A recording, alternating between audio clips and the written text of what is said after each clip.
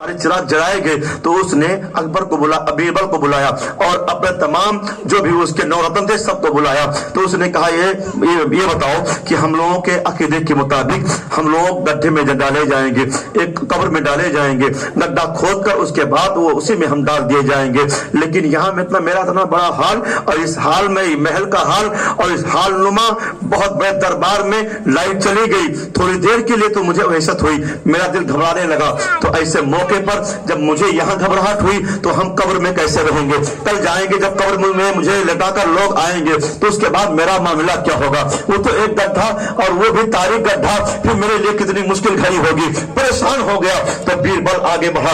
ये मुसलमानों याद रखिए, वो बीरबल बाबर बादशाह के लिए 9 रत्नों में से एक रत्न थे। लेकिन जरा देखिए कलमा पढ़ने वाले नहीं है, लेकिन आज कलमा पढ़ने वालों का अकीदा देखिए, और जो कलमा नहीं पढ़ता था लेकिन उसका भी अकीदा मुलाहिजा कीजिए। वो कहता है ए बादशाह, अगरचे हम इस मजहब के मानने वाले नहीं है लेकिन आपके ही मजहब के मुताबिक, आप ही के अकीदे के मुताबिक हमने ये पढ़ा है, किताबों में देखा है कि आपके नबी नूरुल अनवार हैं, आपके नबी बशर भी हैं, नूर भी है, आपके नबी नूरुल बशर हैं।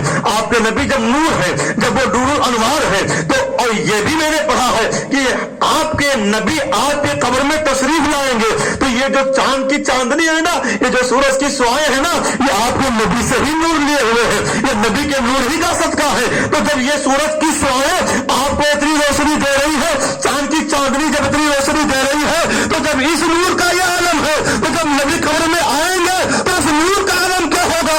आपकी कब्र तारीफ न होगी बल्कि उस नूर वाले आका के सदके में आपकी कब्र मुनव्वर होगी, रोशन होगी। ऐसे मौके पर बरेली के इमाम कहते हैं कब्र में लहराएंगे ताहसुल चश्मे नूर को, कलवा फरमा होगी जब तलाब रसूलुल्लाह की।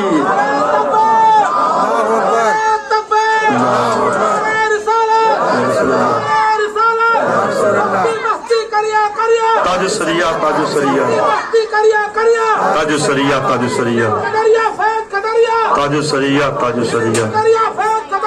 ताजुसरिया ताजुसरिया अल्लाहु अकबर या रसूल अल्लाह। मुसलमानों, कल मेरी तकरीर तकरीबन 15 मिनट ताजुसरिया पे ही हो गई थी, उन्हीं पे हो गई थी। उनके दर से बहुत कुछ सीखने को मिलता है। दुनिया सुन्नियत का सबसे बड़ा इमाम मौजूद